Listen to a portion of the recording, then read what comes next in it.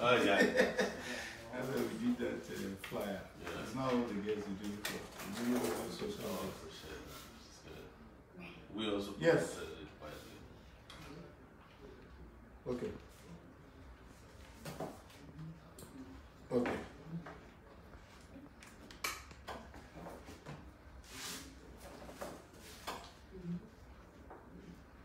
So we're narrowing to issues that will shape 2019 election. Okay. You know, possibly to look at money politics, corruption. We're going to start with that. Your statement on the moment. Yeah. What's it when they take shine now?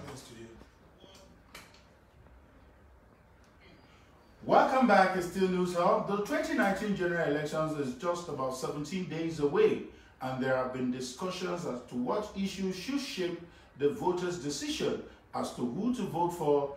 These issues and other burning issues in the polity will form the basis of our discussion this morning as we welcome the presidential candidate of the African Action Congress, AAC, Mr. Omoyele Sowore, to our Lagos studio. Good morning. Good morning. Thanks for bringing me. Yeah, and also we have in our Abuja studio, who will be part of this discussion, Mr. Jide Ojo, a public affairs analyst. You're welcome, Mr. Jide. Okay, we understand there is a technical issue, but before that, let's start the discussion here in Lagos. It's just a few days away to the election, but before we even talk about the election, let's look at what is still trending, what is burning. And you were reported, no, not that you were reported, I watched it, where you said that you had raised alarm about the current or the suspended CJN. Can you explain what exactly you meant by that statement? Yeah, so at Sahara Reporters some 2 years ago, it was known immediately after the 2015 election as litigations were going on in court. We raised alarm about the relationship between the CJN and the governor of Rivers State, and also how the election tribunal decisions were taken in Akwa Ibom, that money had exchanged hands. And when he was also nominated to become the CJN, we raised another alarm. We published a story that money had been found in his account, huge amount of money. But we were shocked that the EFCC wrote a rejoinder to our story saying that we were not right, they had no intention of probing him, and no amount of money had been found in his account. Exactly some 3-4 years later, they're using the same evidence we presented some 2.5 years ago against the man and suspending him based upon that. What I was trying to say is that, you know, the fight against corruption is a convenient one when it helps the political cause of the people who are fighting the fight, not because they're interested in fighting corruption. Otherwise, Onoye would not have become the CJN, because the information was out there, provided by a credible media platform. Okay, I know I asked you this question. Probably let's allow the court, since it's already before the court. But recently, or just a few days ago, the Transparency International, and people who have been watching will say Transparency International have not been a friends of the federal government. So this time around, if they come up with their ranking and say Nigeria has gone 4 steps higher, don't you think this time around we should give a thumbs up for the federal government in their fight against corruption? The question you should be asking is which countries are the countries that we bypass in the ranking?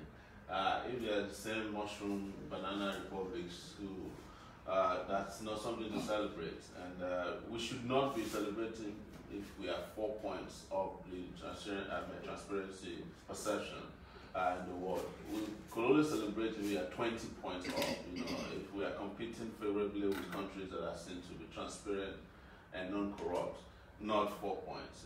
It doesn't show seriousness that we are even celebrating that kind of defeat. All right. Another thing on the front burner is about the minimum wage. Yes. Yesterday, the House of Reps, said 30,000 naira is what they were going to, put forward as against the 27,000 naira the federal government talked about earlier.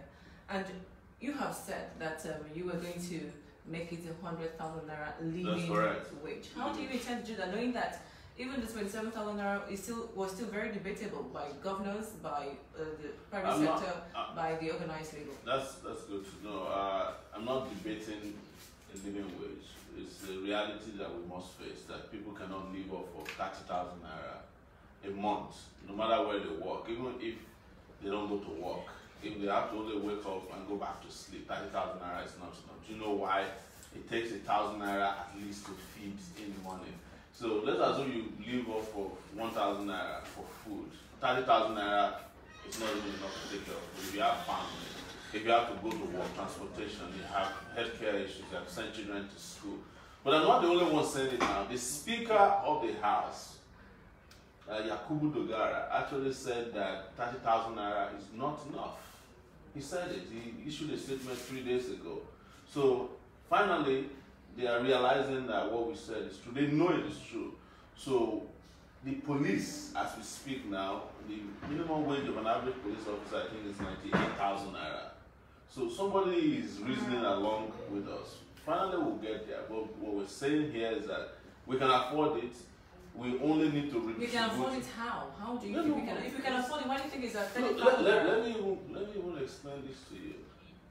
If you go to the NNPC, there's nobody earning minimum wage. An average pay or wage of an NNPC worker is not less than $1 million something. That's NNPC. Annually? No, I'm sure you're not. No, monthly.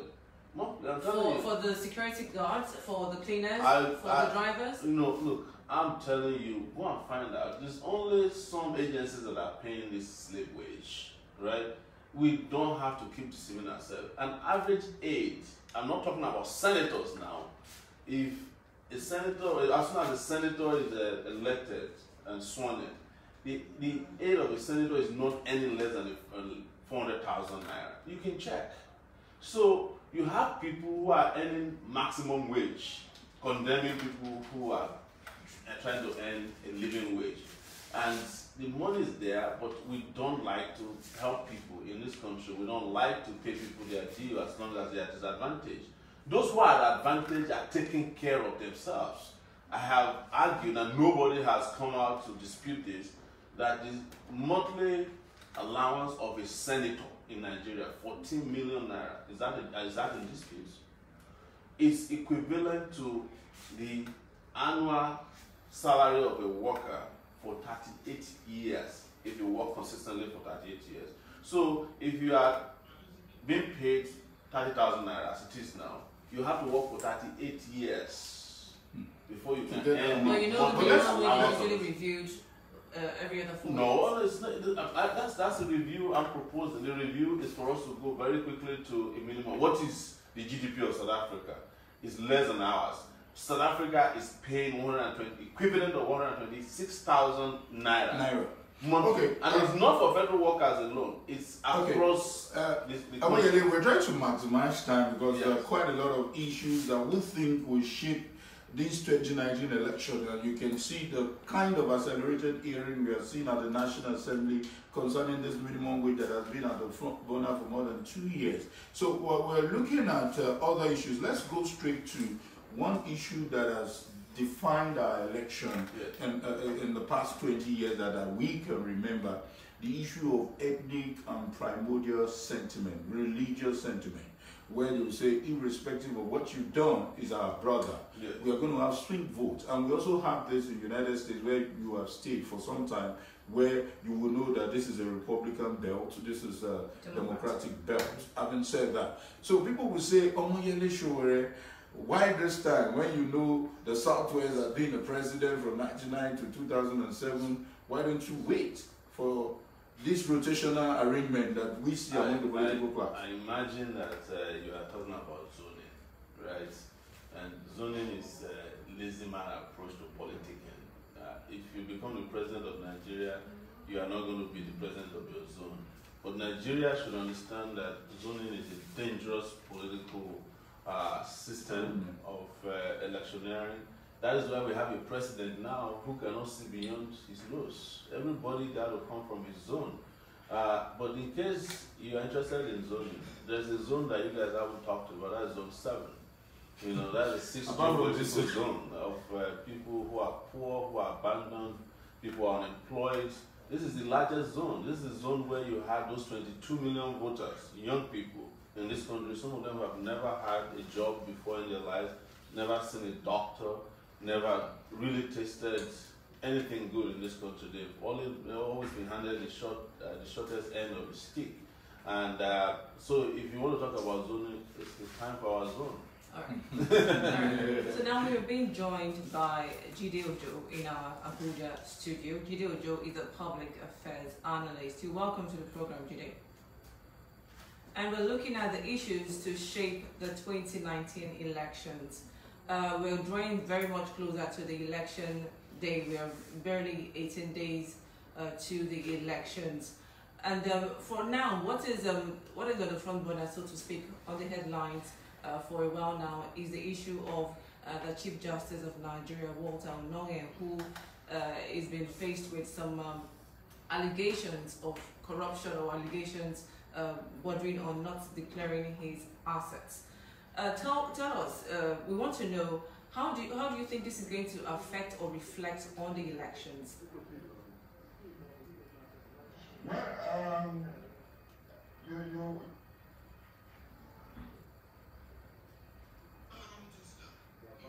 Well, we apologize for that. We're going to get back to Jide Ojo very shortly as soon as. All right, we'll keep this back. The affair of Tuesday on the surface in trying to, enforce anti-corruption crusade, the people of the South are more likely going to see it in the light of, you deliberately pushed out our own song so that you can have one of your kind who is from the north to preside over issues relating to election petitions.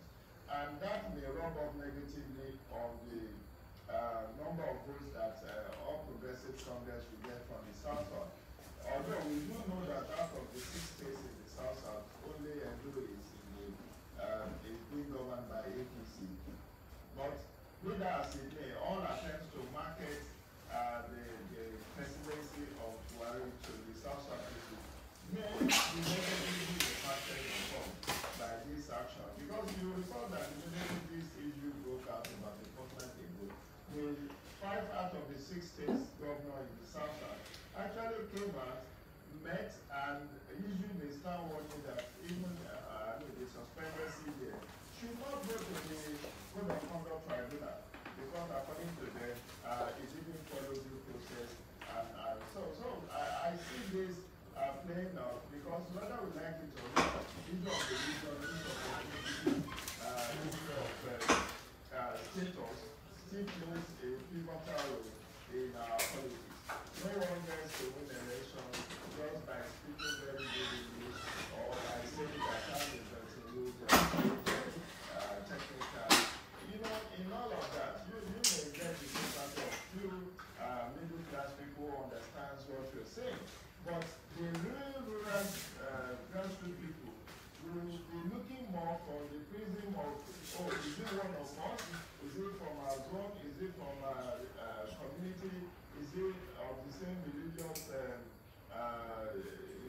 Is it of the same religion with us? Is it from our own ethnic clan and all of that? So we can't rule that out. Or even though we do agree that ours is a developing society, but as at this point in time, issue of ethnicity and religion will still play a pivotal role. You recall that in 2015, the election was tagged North versus South, because Goodluck Jonathan, the then president, was from the South. And you could see that he got the bulk of his votes from the South and Southeast, while General Muhammadu Buhari then got the bulk of his votes from the North. And of course, Southwest became the bride that everybody courted in order to swing to victory. So whether we like it or not, history beckons, and we wait to see. But I think what the president has done in the case of Onnoghen is saying the right thing at the wrong time. Like the European Union, the US government, and the UK government have said, this is coming too close to elections, and there is that likelihood of perception of maybe some ethnic manipulations, and also that the next most senior justice in the Supreme Court is from Northeast. People are likely going to read that news, which they have also already done. But I think at the end of the day, again, I've commented on Onoge's issue on a number of platforms, and my own take is that yes, much as he may be guilty of non-full disclosure of assets, or that he may be corrupt, but you cannot short-circuit the due process, the rule of law, in trying to wage war against corruption. Otherwise, I've cited this example often. Okay, Jide, we'll come back to you.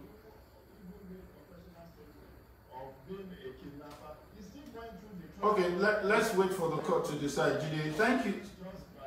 Jide, sorry, we will come back to you. Let's talk some more with our guest. We are being joined in our Port Harcourt studio by Opunabo Ikotaria, a legal practitioner and public affairs analyst. Let me quickly get your take on these current issues. Election is just a few days away, and people are beginning to read meanings to what is going on. Part of the things they are talking about is the trending story that has to do with the CJN, the suspended CJN. And we are asking the question, is it about where it comes from or about the merit of what is being alleged to have committed?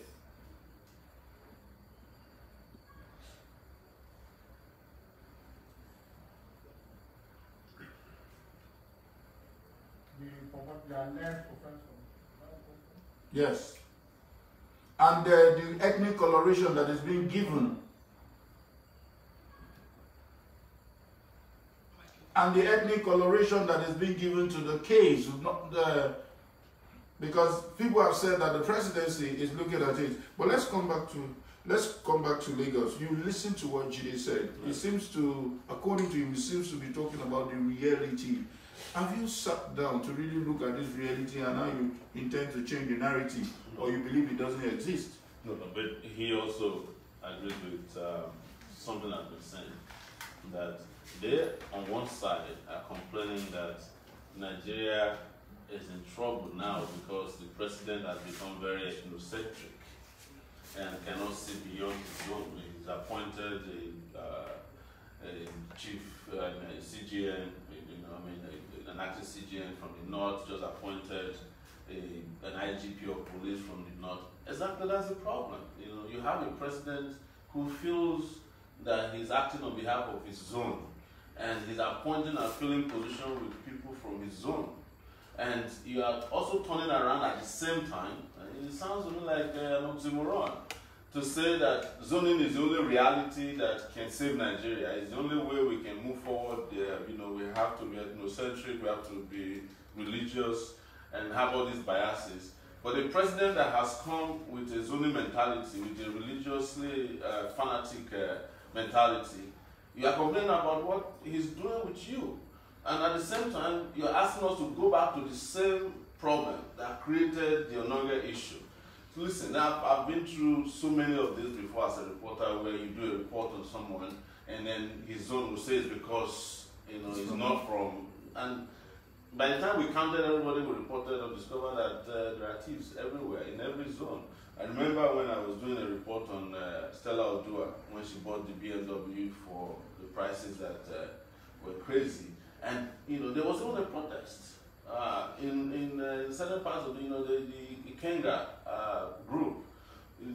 Said it was because she was Igbo, and at the end of the day we were able to prove that it was not because she's Igbo, but because she was greedy and corrupt, because she was eventually removed. That is the way Nigerians should be looking at the future, that the fact that you have someone from your zone is not going to guarantee you security, is not going to guarantee you progress. Obasanjo was from our zone, he couldn't construct the Ibadan Expressway complete, or the one from here to Ota, his own town. Jonathan came, they couldn't finish the east-west highway. If you go to the north today, the place with highest problem of drug addiction is Dara, the hometown of President Buhari. We went there the other day, there's no electricity there. I'm not saying that you have to have electricity in your village before you provide it. I'm just saying that people, when they fail it doesn't matter where they come from. And when you talk about hunger, starvation, underdevelopment, it doesn't have any respect for any zone. Right. But there's this psychological feeling that if your person is the one who is president, somehow your life will be better. Look at the empirical evidence. All right. Omoyele, we'll come back to you. Let's we've established a contact once again with our Port Harcourt guest, Opunabo Inko Taria. Let's move away from the CJN's matter, but we'll take a break, and when we come back, we'll continue from our Port Harcourt studio after this break. Please stay with us.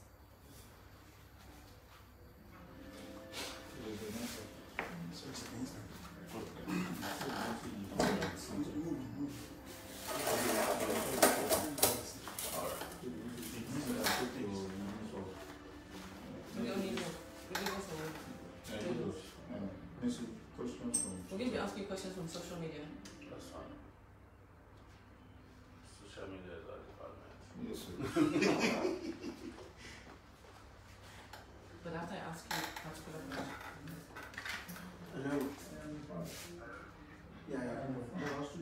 Do you have any radio jingles, TV stuff? No, we can't afford it. So we're doing what we do naturally, which is Social media. I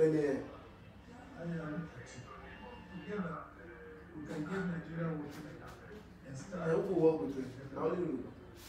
Our nation's future is in your hands. Thank you.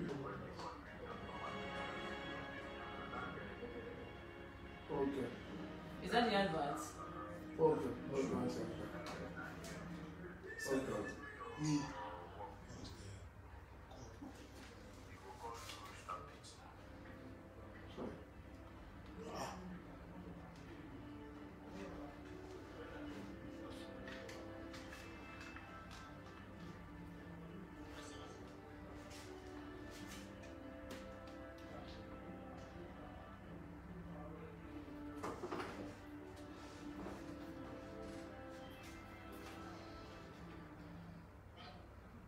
All right, welcome back. Let's go straight to Port Harcourt. And remember, we're still talking about the issues to shape the 2019 elections. We still have Opunabo Inko Taria in our Port Harcourt studio. We're moving away right now from the CDM Waterloggen's topic to something else that might just be shaping the 2019 elections. Now, recently, Obi Ezekwesili pulled out from the presidential race. Recall that INEC rejected her pulling out from her political party, ACPN. Reasons being that it was too late for her to be doing that. If she needed to pull out, she should have done that earlier. But we also saw that people like Fela Durute calling for a coalition to join forces against the APC and the PDP. Do we see more presidential candidates from other political parties pulling out between now and February 15?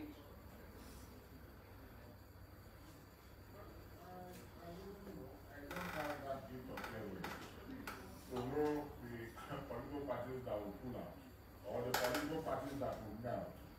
But even if INEC rejects the withdrawal of audio proceedings, that does not necessarily mean she will have to continue on that scheme to say she's the president. All she needs to do is to join forces, meld with other political parties, because no political party apart from the PDP, to some extent, the ABGA, and I don't see any other political party that can actually beat the APC in the forthcoming election. So it will be foolhardy for any political party to think that it can achieve the victory on its own. It has what it takes to achieve the victory at the polls. So the best thing to do is to melt, that is join forces. So that where they will have the numerical strength and the chances. No, because even if they melt, they cannot even beat. They are trying to do what the APC did in 2014. But in this particular instance, the APC in 2014, we had how many parties coming together, including defectors from the ruling party, the PDP. So they don't have that cloud as we speak right now. We have seen the presidential candidate. We have also seen the members of these other political parties that will hopefully melt to ensure they have enough weight to pick the APC before coming election. But I don't see that happening. It's going to be a foreign vote. It's going to be a foreign vote. Okay. So my advice, there's nothing wrong with that. It's politics. Everybody go to the ring and put your best. If your best is not good enough, we still have, is it 2023 or whatever. But for now, it's between the PDP and the APC. Okay, Jide in Abuja, let's talk to Jide. Jide, one other things over time that has also shaping our politics is the issue of money bags, the money that have been thrown, and we saw the dimension vote buying as taking. Do you think Nigeria will say something, will say no this time around with all the advocacy and all the messages that have been churned out from time to time? I'm sure Sowore will also want to react on this, but let me have your take first. Well, very unfortunately, money politics has become a bane of our elections, and as you have seen, INEC is doing its level best, trying to see how to minimize that. And as a student of politics and as a player, you know, a consultant in this field, I've done a lot of training, I've done a lot of advocacy around the issue of money politics. And much as I want to say that a lot of people will not mind collecting, you know, this money in order to trade their votes. If you read my column in the Punch of last Wednesday, I actually took on this issue talking about the opportunity cost of vote trading, because I see it more as a trade. It's between the buyer and the seller.